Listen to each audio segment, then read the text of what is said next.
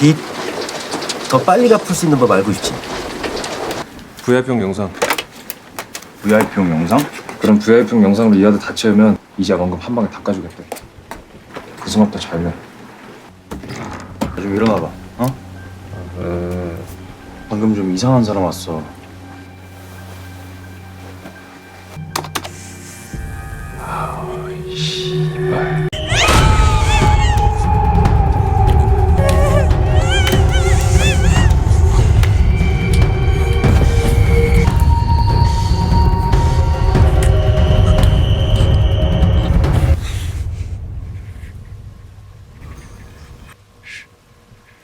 야, 근데 이런 거 찍어서 공연하는 거야. 덕천이 그 새끼가 VIP용 영상 잊었어?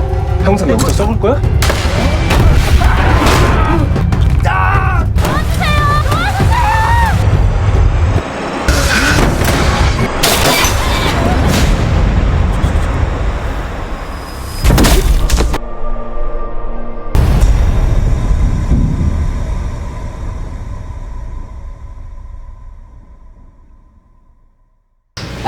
Hi everyone, this is Carolyn for KCrush American Magazine. This is one of my interviews for the 2023 Busan International Film Festival. And today I'm joined by director Yeon Je-gwang to talk about his film The Guest, a thriller with surprising themes and morals and ethics in the film. And I'm very excited to have director to talk to me today.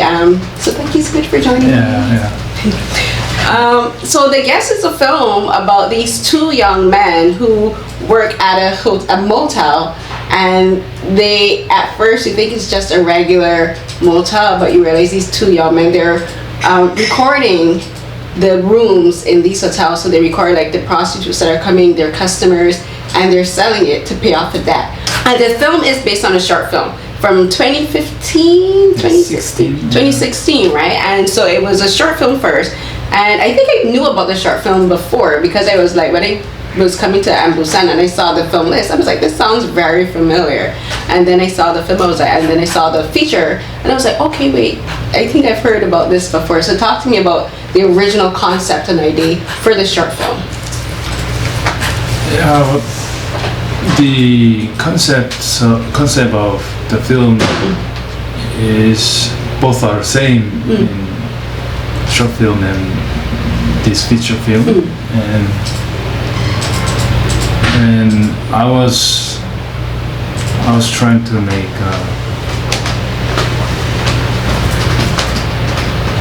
one located thriller film, and in America or in the world there are a lot of this style thriller or horror films. So me and my producer wanted to make the thriller film in one location. So that's how it started. Okay. So films that are set in one location is very interesting to me because I think it creates a unique challenge for filmmakers, because you have to make sure that you have a story that can run an entire length for as long as you need for a feature film. For instance, one of my favorite films ever is The Raid, and I love that film, and it's all set in one location, but it's like coming from different levels, and your film is kind of the same way, but instead of going from floor to floor, you're going from room to room. And this, for a film like this, what was when you decided to make this feature-length film? Because before, as I mentioned, it was a short film. So when you decided to make this feature-length film, how did you have to come to the decision and say, you know what, it's going to be much harder, and it's going to be a way bigger challenge, and you need to find a location that fits this? What discussions did you have with your production team and with your set designers with finding a location that would work for the story that you wanted?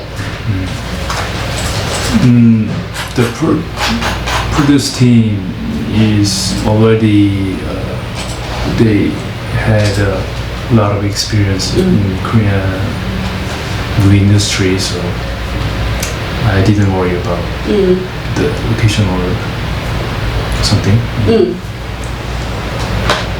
And the most important thing was how to create the story that audience can into my film. And Get into it. get into my film and feel the scary feeling or thrilled.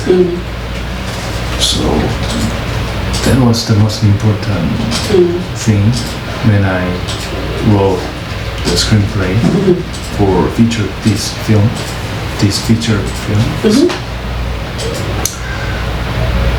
I watched a lot of one-located thriller and horror film from all over the world. The Shining. Yeah. I think The Shining is probably the most famous example of that, you know?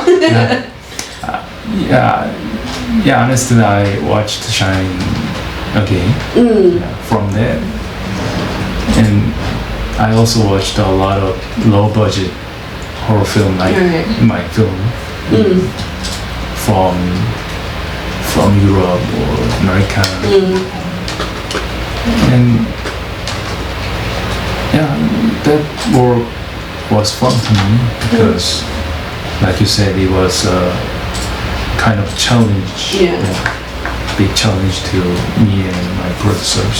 So you like having the challenges. That's fun to you, having being challenged and being as a filmmaker saying, you know what, this is going to be extremely difficult, and I'm going to have so much fun doing it. That's funny. So the thing that was really interesting to me about this film, which I wasn't expecting, having read the synopsis, the whole idea of surveillance and being watched, and how that's becoming a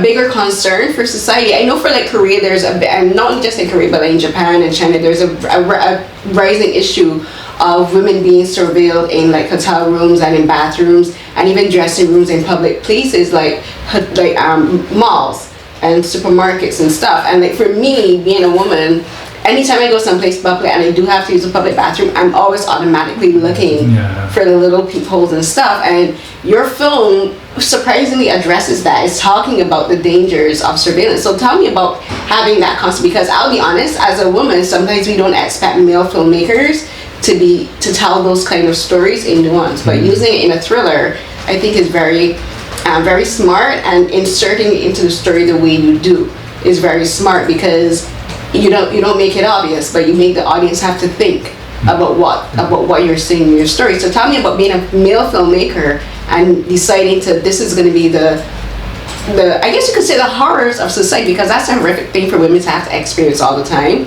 But you're saying this is a horrific situation, and I'm going to make a horror film, a thriller about this aspect of society. Honestly, this was the most difficult to me, because like you said, I'm a male director, and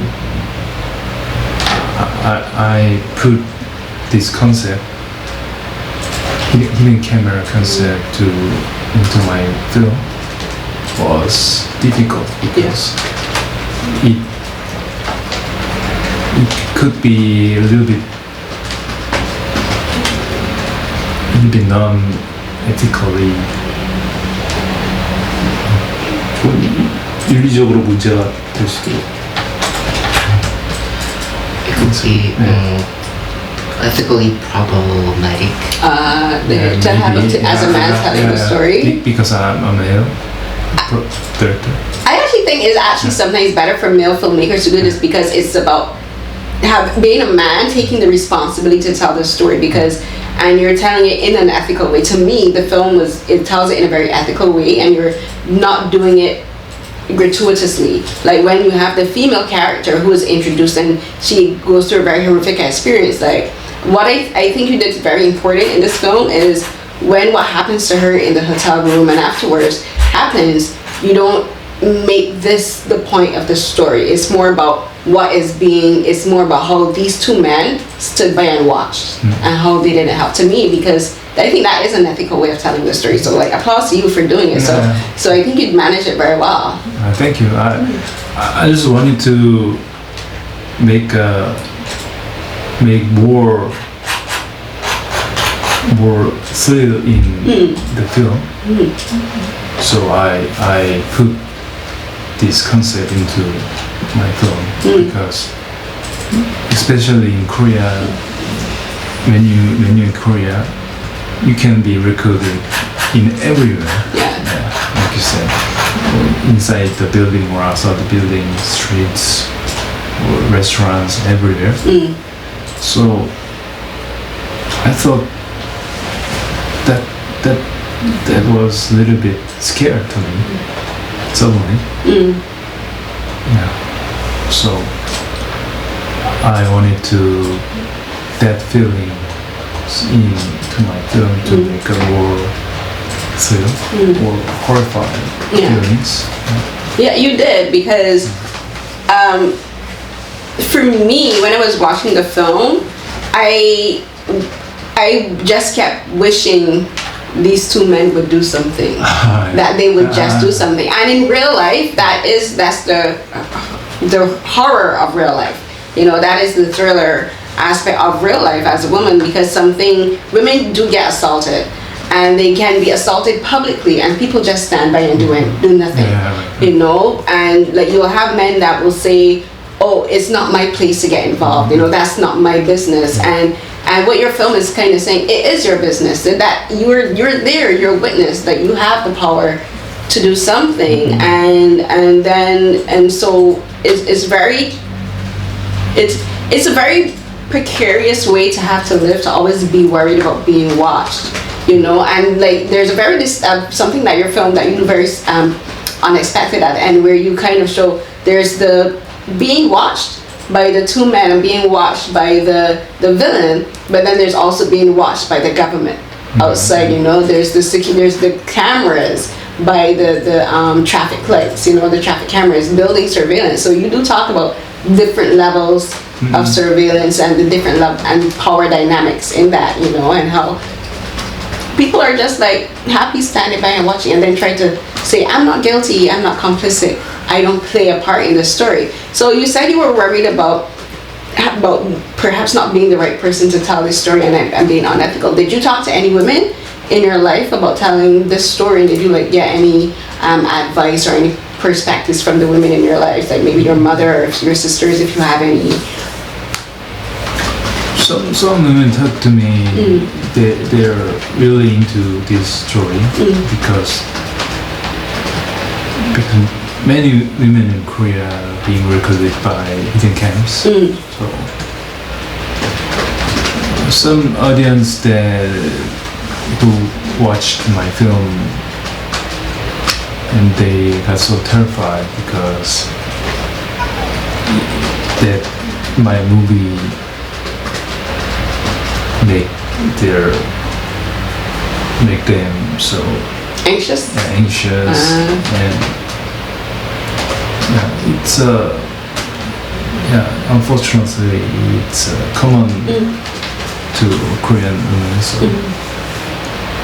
and like you said, I wanted the two main characters, boys, is also bad people. I just wanted to say they're also bad people, like the killer. They are also villain. So I wanted to say they're also villains. They are villains because, and they're both villains in very different ways. Like there's the character played by Jeong Sook-yo, and he's doing this work by recording the people because he owes a debt, and he owes a debt because his mother is sick, and he thinks that he's being good, that he has a good reason for doing these bad things, and he's feeling conflicted. Like there's the discussions between him and his friend, played by Min-han. The first character was performed by Ju-seung. Yeah. Lee Ju-seung. Okay, wait, you know what? Sorry, my apologies. It's okay. Because like when you go on the website, on like the BIFF website, it doesn't tell you who's playing who. And the funny thing is, I know Lee Ju-seung because I actually watch him a lot in I Live Alone. But that's not. That's just me. But yes, thank you. So Lee Ju-seung, he thinks he's good. You know, he thinks he's doing a good thing. He's doing a bad thing for a good reason. But he doesn't realize that still makes him bad, you know, because he has options and he doesn't try to explore these options. And then his friend is just like, doesn't care. His friend is like, you brought me into this situation. This is how we have to deal with it. So talk about like creating their dynamic and creating that aspect of it. Like people who do bad things for seemingly good reasons and thinking that they're the good guys when they're really not. They're not.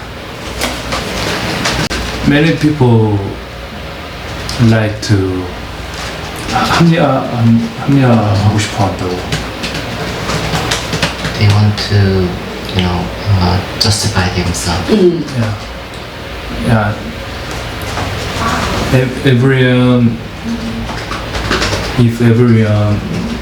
If other people in my situation, they will do the same like this. But that is also bad, especially the characters in my movie. So, no, I just want to say that is also bad and that can be justified for any reason. Right. Yeah, like bad guys will always find a way to justify their actions by justifying. Say, I'm misunderstood. I'm not as bad as this person, so therefore I'm better. Because that does happen in the film where he thinks he's saving her now, but he had a chance to save her earlier and he didn't take it. You know, like is that, and he's only technically saving her the second time because he's in the situation directly. So he's really more about saving himself than saving her. She's just a bystander. And I want to talk about the villain because the villain is he's an interesting character because he is kind of like almost like this standard type of villain where he's just relentless. I was like, this man does not die.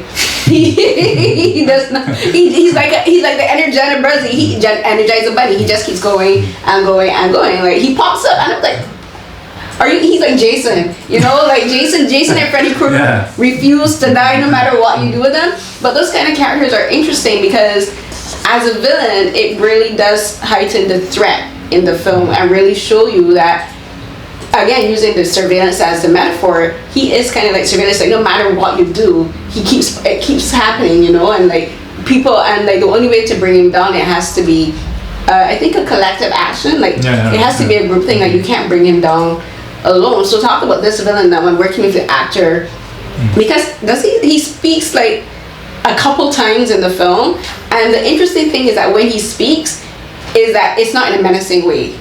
You know, there's like the scene with the police and he just like has like a regular conversation. So I thought it was a really interesting thing to do where he doesn't sound menacing, but and I think the actor did a fantastic job in changing his the way he carried his body and his face and his voice. But then as soon as that scene changed, he went back into being menacing again. So talk about the actor and like giving the villain I get depth and nuances. Like he's not a one-dimensional villain. He has like layers to him. He's like an onion. First of all, I didn't want to make a lot of story for this villain because this villain should be just energetic and lead the story like Jason or Will not die. Yeah. So yeah, but to this villain, that day in film was the worst day to him too. Oh really? Yeah. He's like, I'm having a very bad day too. Yeah, because he just wanted to collect pictures. Yeah, from his own name, but the victim, she wakes up suddenly, then makes him make the day bad,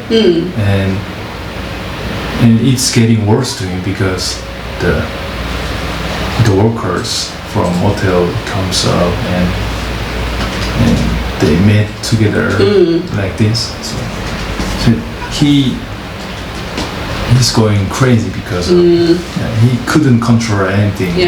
But usually the villain like this, I think he's a kind of psychopath. He's a psychopath. He's crazy straight up. They usually wanted to manage or control all things themselves, but when they're not, they goes crazy. And this character is also getting crazier like that. But I wanted to express about psychopath character being interesting. So that's why I put the dialogue in with the police officer like that. Yeah, he is interesting because it made me wonder, like, who is he on a regular day? You know, like, he's kind of like a night and day character. Like, this is what he does in the nighttime. So it made me think, what is he during the day? What is he like during the day? Is he married? Does he have family? Does he have friends? Is he a loner? You know, so like, and for me, the villains that I like, and when I say like, it's like when they're really well written and really well performed, is like, and it's not that I want to sympathize with them, you know. Some people are just evil, and you don't need to know why they're evil, they just are. But it made me think of like, okay, like this is a complex character, you know, and like you can have villains that are complex and they're not one-dimensional, and it makes you wonder, who are these people outside of the actions they're doing now? He's evil nonetheless during the day, and I'm sure he's a jerk to people around him, but like, in what ways he's not laughing, but in what ways is that different at night? So I think that the actor did a really good job. So talk about working with the actor and like the kind of directions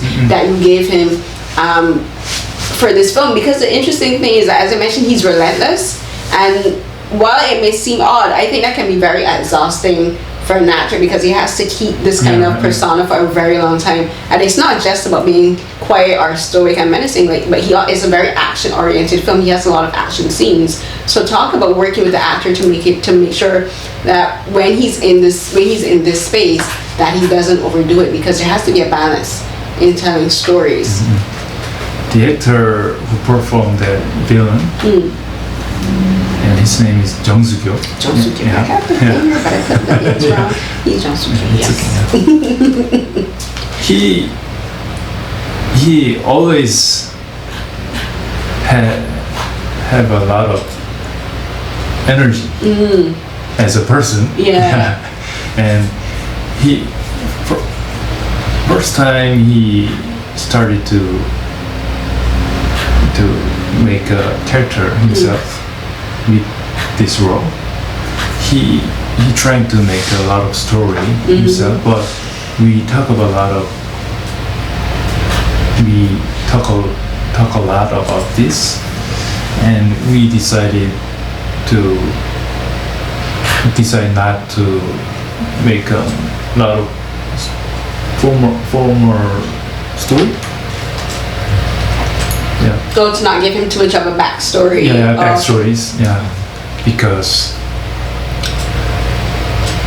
this character should be simple and powerful. So we trying how to make the gesture or voice to powerful and simple ways. So he studied a lot of characters like this, and he created his own character, and I thought that was so good. So we we had a conversation a lot while preparing this movie or while we shooting.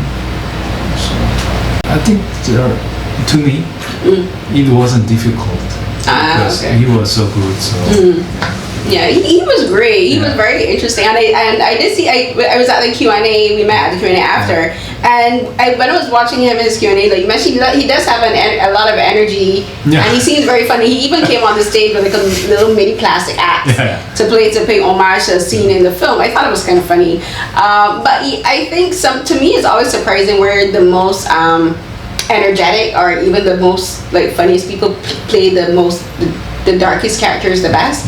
Kind of like comedic actors are very good at playing dramatic roles. Yeah, right. So I always find that kind of that dichotomy between actors very fascinating. Where it's like as soon as they call cut, they can start laughing again, and they're like, "I'm the happiest person ever." But as soon as they're in the role, they'll be like, "I'm the worst person ever. I'm your worst nightmare." And so I think he did a really good job, and he makes the film interesting, and his presence really does drive the film, as you said. Like he is the driving force behind this film because he is apparently unkillable. Yeah.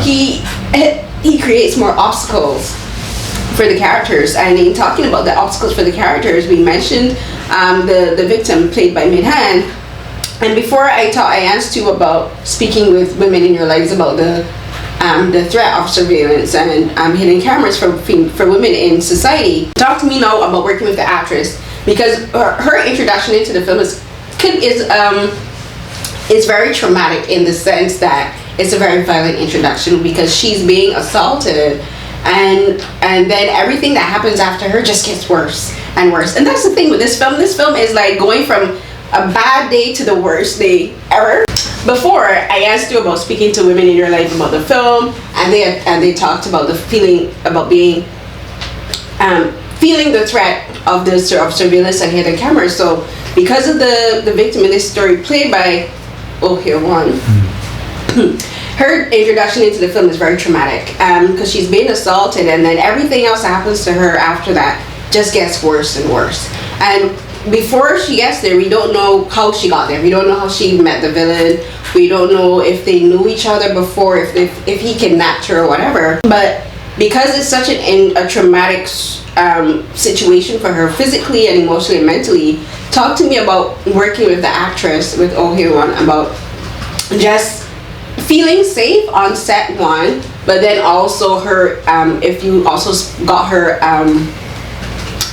opinions and her suggestions on how to like film the scenes and like the experiences of the female character, because she is the only female character in this entire film, not just within the building, but even at the very end when we meet people outside the building, everyone else is male, so she's the only female in this entire film. So talk about working with her and speaking with her before production and then during production of the film. Before production, we talk about a lot of social issues about hidden camps or the many cases like with women got assaulted or something. So we usually talk about that because especially this character, the most important thing with this character is response, how to respond. So that must be look really natural, not like overreact or something. So we trying to set all these things into this character, so I wanted to make her to respond well while shooting. So while we were shooting, we talk a lot about how to respond from the many assaults and many situations. that this character could be terrified or how to. She didn't know how to react because, like you said, to her day start from bad day to the worst day. So we talk about the levels of the emotions or how she think like this. We set the levels of the character's emotions. And there's and she performed well too. So and we only talk about the situation of the scenes, and the nights were dark every time. Most time. The film is dark thematically and very dark visually. Like someone turned the light on, but that helps with the emotions because everyone is in a very dark place emotionally and mentally. So the atmosphere of the film suits the emotional state of the character. Like they're all in very dark places in their life, literally. When we are in set, that makes her to perform well. That helps well. So I think there's no problems with perform with actors. No, she was very good because, like you mentioned, the levels to the emotion, and it's true because she goes from being confused to then being terrified and then being doubtful because when she comes to and she sees Ju-seung's character, like she doesn't know who to trust, like she doesn't know who to trust them. But then also she is almost like going through the stages of grief where, like, you go from grief to anger to acceptance and then back to grief again because the emotions fluctuate, like, and like she becomes very angry. Like there's scenes where she's very angry and she stops being, I guess you could say, a bystander in her own in this situation where she doesn't need to be protected. Like she starts to be active in her own protection, like she takes up things to defend herself. And I like that you give her that agency, that she's just not waiting on being protected by the men, right? She's like, you know what, this is a very bad situation and I can't trust any of these men, so I'm gonna protect myself.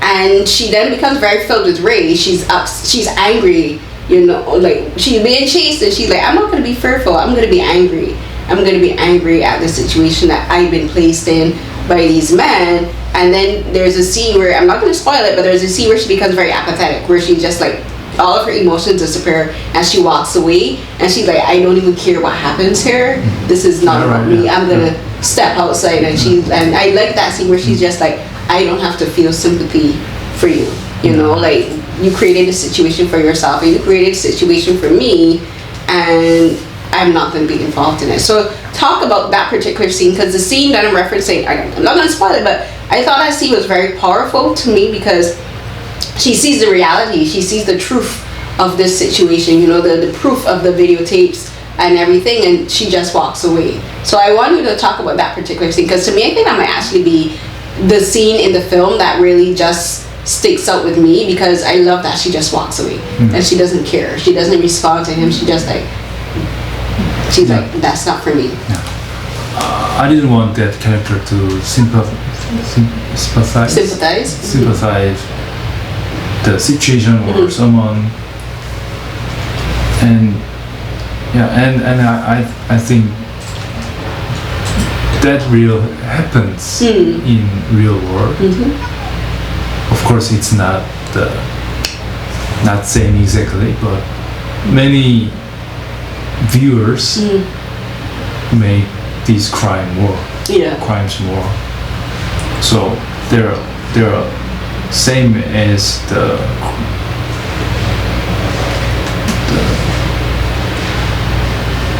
that 범죄자 갑자기 까먹었어요. criminal. Yeah, same as criminal. Yeah, they're also bad. So I just wanted to express that situation in that scene. So when I wrote the screenplay, I thought like, what's the response about this situation? If I were her, and that's the proper reaction. I thought. Yeah, it is the proper reaction because that's the moment where I think the film stops being about the villains and starts being about the victim and about her, as like the phrase we would say, reclaiming her agency. And like she literally driving the film after that, using like the whole metaphor for getting in the truck and driving. Like that's where she becomes the driving force of the film, and she's just like, I need this man to just die. And like she was me in the moment where she was like, just die, you know. But I think that to me that's the most important part of the film, where it's just like, this is where you can see a woman just reclaiming her agency and being shown as being strong and being shown that it'll be a very difficult process, but she'll be able to recover and she'll be able to get over this, and eventually she'll be the winner in the situation. I know we talked about for women and the women's reaction to this film. What has been the reaction from men to this film to you? Like what have men told you about this film, and like have they perhaps thought about not being bystanders anymore to watching women being victimized and just saying, you know, this is a lesson I think this is a film for a lesson for men, and say, because the way I see is like, if men took their responsibility with regards to how other men mistreat women and say, I won't be a bystander, I won't watch men mistreat other men, things wouldn't end up the way they do, you know, because that's also another metaphor for me in the film, where it says men have a social responsibility to women, and a responsibility not to women but also to themselves. If you see your friend doing something that you know is wrong, don't just say and be quiet and say that's him. Like, no, we all have a responsibility to each other. But I didn't want to make this film like social, educational. It's not a socially conscious film. It's like straight up thriller. Yeah, so but that's why I express the main characters into like, you're also criminal. Yeah. So that's why I wrote and read like that. Yeah, it's not a film about social politics or lesson. Of course, but to me, I guess again, that's just because of my perspective as a woman, and like because in the film I was just thinking, you know, this story could have ended a lot different if they had taken the initiative and been responsible at the beginning. Like instead of Ju-seung's character waiting for permission from his friend to act, if he had acted on his own before, the story could have ended very differently, you know, like their lives could have ended up very differently. But I think that's what happens when sometimes we're waiting for other people to tell us what to do instead of taking the initiative. We would all not be getting chased by the Jason Voorhees of this world. But thank you so much for talking with me. This is I really did genuinely enjoy the film. I love when I watch particularly the horrors and thrillers, and I find, there's nuance to the story. It's not just about straight up killing, but there's a purpose to the story. There's layers and levels to the story. It's kind of like an onion, like there's layers to this story. But for you, what's next for you? What do you like? You just finished Busan. Like, what's next for you? I'm trying to prepare new works. I'm just got home. Oh, you just came back from another festival? No. BIFF? Oh, okay. I just got home for a few days ago, and I just rested and watched the movies or series that I didn't watch. I'm just think about next rest. Rest and next world right now. So yeah. What did you watch? Can I say? You can say. I'm with you. I have so many films and dramas to watch when I'm finished with my festival coverage. I watched Ballerina. Oh, the one on the Netflix. I have to watch that one too, because I know the lead actress is in Bargain, which is another drama that came out recently. I've only seen, because that showed at TIFF, I've only seen 3 episodes of Bargain, and I need to know how Bargain ends. My friends and I were actually talking about watching Ballerina, because I'm here in South Korea, my friends are in Canada and the US and like all over, and we were talking like, what should we watch next? And some have watched it, I haven't yet, but yeah, I have like a whole list of films to watch once I get back to Toronto and I've finished all of my festival coverage and everything. It's a very long list. But again, thank you so much for taking the time for speaking with me, and much success to you in the future, and hopefully maybe I'll see your next film at Busan International Film Festival again. Thank you so much. Yay. Yay. And I can't believe I mixed up everyone's name. Seriously, I'm blaming that on my tiredness. I'm so tired.